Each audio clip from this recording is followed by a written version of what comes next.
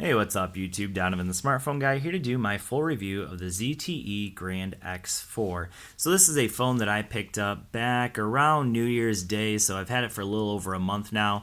And I picked it up when it was $80 on Cricket Wireless. At one point, I think it was as low as $50 with a new line. And right now it's $110. That's pretty much the regular price with the new with an activation. You don't have to create a new line or anything like that. You just have to have it activated. So with that being said, let's talk about whether it's worth that $110 price tag, whether I think $80 was a more appropriate price, or maybe even a little bit less. Let's talk about the ZTE Grand X4 1 month later. So we're going to start out by talking about the performance. And one thing that I've heard comparisons of this phone to is the Z Max Pro. So it's kind of like the little brother of the Z Max Pro, because basically the biggest differences between the two would be that this has a 5.5 inch screen versus the 6 inch screen of the Z Max Pro. And then this has 16 gigs of onboard storage versus the 32 with the Z Max Pro. So let's go ahead and jump into just some of the specs real quick. So this has, we already talked about the screen. That's a 720p screen if I didn't mention that already. A quad-core processor clocked at 1.4 gigahertz. It is a Qualcomm processor. We have 13 megapixel camera on the back, 5 megapixel camera on the front. Which is similar to the Z Max Pro. We have the Dolby sound in there, and then we do have a fingerprint reader, same like the Z Max Pro, and also a heart rate monitor, which I believe, I never used that, but I believe that's built into the camera, so you hold your finger over the camera if I remember right. Now, I don't know because I didn't actually use that. Being honest here. All right, so let's go ahead and jump into, first of all, the performance of the phone. So performance-wise, this phone is pretty darn good. I had very, very few hiccups. I only played light games on the phone. So with that being said, it handled those with no problem. So like Hill Climb 2 is one that I played. I played a little bit of Madden Mobile, a little bit of kind of like a mediocre in terms of the graphics processing. And it played that one just fine, no problem at all as well. Going from app to app is pretty decent. RAM management is also pretty decent as well, and we're going to go ahead and jump into the Geekbench score here. So Geekbench score, it had a single core score of 605, the multi-core score of 1600. So on paper, it probably doesn't seem like a very snappy phone, but overall it actually isn't too bad. So if we're going to YouTube, it takes a little while, but overall not too bad. So I actually am pretty pleasantly surprised by how well this thing does perform. So 2 gigs of RAM built into it. So I think that pretty much covers the performance. It's a pretty snappy phone. Overall, unless you're doing some heavy gaming or trying to do a lot of multitasking, you're probably not going to have any issues with the phone. In terms of build quality, so we already talked about the screen itself. It does get relatively bright. It's not the brightest screen I've ever seen, but it is a 720p screen, so you will see pixels in there. 720p, is it good enough? Yeah, I mean, honestly, 720p is not bad. But if you're used to 1080p or if you're used to 2K display, yeah, you'll definitely see some pixels. But it's still, I think for the most part, good enough to watch Netflix and things like that, YouTube. So 5.5 inch screen, which for me is a pretty good sweet spot. Again, we got that fingerprint sensor on the back, which we'll go ahead and just kind of take a look at real quick. So it is a pretty quick fingerprint sensor, and it's pretty accurate as well. So for a $110 phone, that's a big thumbs up in my opinion. It does have the capacitive keys down here. So we have our home button here. You can actually switch these within the settings. So this is the back key for me and the recent apps key, but you can switch those. That is a feature built into the settings. And so in terms of build quality, let's also kind of mention here that it does have, so it uses a nano SIM card, and then it also has a micro SD card slot there where you can add 64 gigs of storage, and you can actually move apps to that SD card. But with that being said, you kind of have to do it the long way, where you go into your apps, and you do them one at a time, which is kind of a pain in the butt, but it's doable, and so that's a thumbs up as well. But going back to the build quality, it's definitely a plasticky phone compared to even like the V8 Pro. I like the build quality of the V8 Pro because it had a nice, almost like rubberized back, where this has a very plasticky back, a little bit more slippery. it looks pretty decent. It looks almost metallic, but definitely feel wise, you can tell that it's plastic. And same thing with the bezel as well, or the casing around the outside here. I actually can't really tell for sure if it's metal or plastic, but it honestly feels like a harder plastic to me. It does have Type C, which is a nice. That's a thumbs up for me. That's something that for a late 2016 phone to have Type C at a budget price, that's respectable. I like that. So let's go ahead and talk about the cameras. So I'm going to jump into the camera real quick, and we're just going to take a quick snapshot of some of the stuff sitting on my desk right now.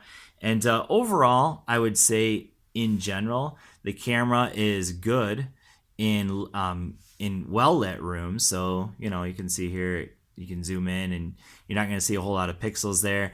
But in low lighting, let's see if I can find some of the low light pictures. So there's another picture of the coffee. I apparently really like coffee. That's a selfie in low light with my son, and that definitely is pretty pixelated. There's kind of a lower light picture of the same coffee cup. Jeez, little Pete's. McDonald's is getting all kinds of shout outs in this video, I guess. So that's a better lighting picture. So all these were taken with this camera. But in good lighting, it takes very respectable pictures. That 13 megapixel camera is not bad, but in low light, you're definitely going to start seeing some pixels, and it's not going to look as crisp and clear, which is to be expected for a $100 phone. The 5 megapixel camera on the front definitely is not one that you're going to write home about, but again, for the price, it's not too bad. And low light, again, isn't going to be the best, but it is what it is. This is a $100 phone. In terms of battery life, that is a huge thumbs up with this phone. So you can see now that I'm at 66%. I did kind of use this off and on today. I didn't use it as my 100% daily driver the whole day. But you can see I'm at 66%. But that, even when I was using it as my daily driver, as my main phone for about 3 or 4 days where I used it as my main phone, but I used it for the last month, just kind of off and on. But for those 3 or 4 days when I was using it as my main phone, I could easily get through an entire day with about 40% battery life left. And I'm a pretty heavy user, so that's a big thumbs up for me. So it is only a 3140 milliamp hour battery, but with the basically a pretty stock software experience on the phone, which is a huge thumbs up to me. And only a 720p screen. It's not pushing as much as some of the flagship phones, and so because of that, I think that it can serve some battery, and so that's a good one. Definitely, you're going to get through a day. You shouldn't have any problems getting through a day with this phone. It does also feature, of course, Type C. We already talked about that, but it is a Qualcomm quick charging phone, but it is quick charging 1.0, not 2 or 3 or even dash charging or anything like that. It is 1.0, so it takes about 2 hours to get a full charge on this phone. So not the fastest charging phone at all, but still faster than some of the older phones out there. And I already mentioned the software a little bit. You can see that I am clearly not running the stock launcher, but if I jump in here to the stock launcher, so it's actually called literally stock Android. So here it is. And it's a relatively stock feel. It's certainly not 100% stock Android, but overall it's pretty light in terms of the additions that it includes with Android. So some of the things that they include, and this is true for a lot of ZTE phones, so those are all standard there. But if I jump into, so I have the options of, I already mentioned this, but you can rearrange the back and home buttons, or back and recent app button there. We do have that My Pop button built in as well. So My Pop allows you to have this kind of bonus button back here, where you can use it as a back button. And if you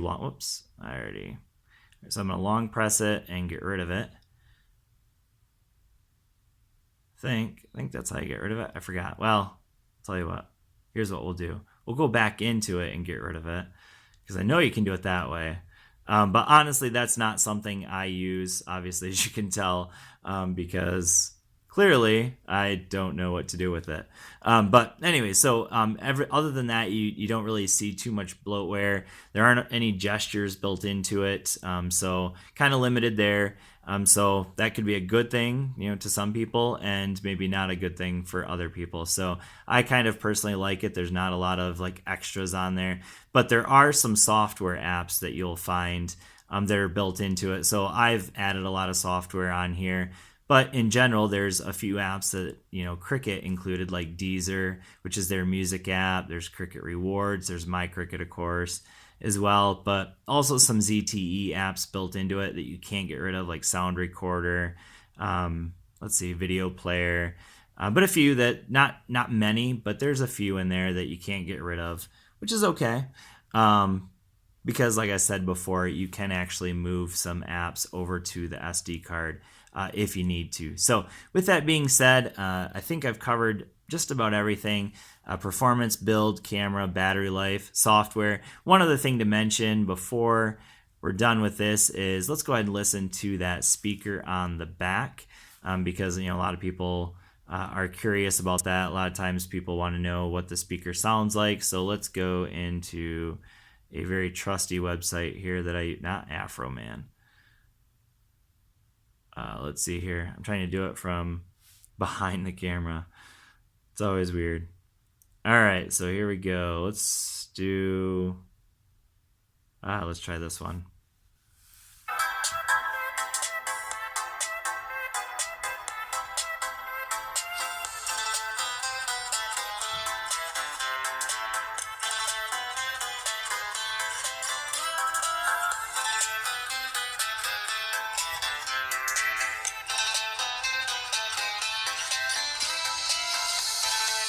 Okay, so in terms of the speaker, it does get relatively loud. It's actually not too bad. It's a bit tinny, which, I wouldn't expect a whole lot more from a budget phone, but, it is what it is. So is it worth $110? I say definitely. If you're looking for a good budget phone that, performs quite well, I would say the biggest negatives of this phone certainly would be probably the build, but overall, I don't mind the build that much. The 16 gigs of onboard storage would definitely be, for me, something that is very limiting. Personally, I don't know that I could deal with that, but, for those of you that don't use as many apps, probably not as big of a deal for you, but for me, that's a little bit limiting because I couldn't put any pictures or anything on here or videos or anything like that. So overall, very good phone.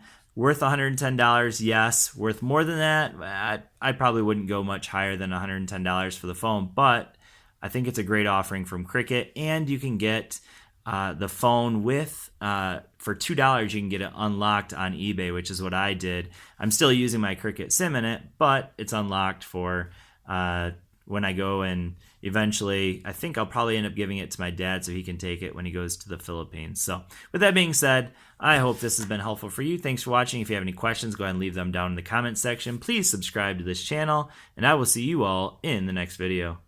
Peace.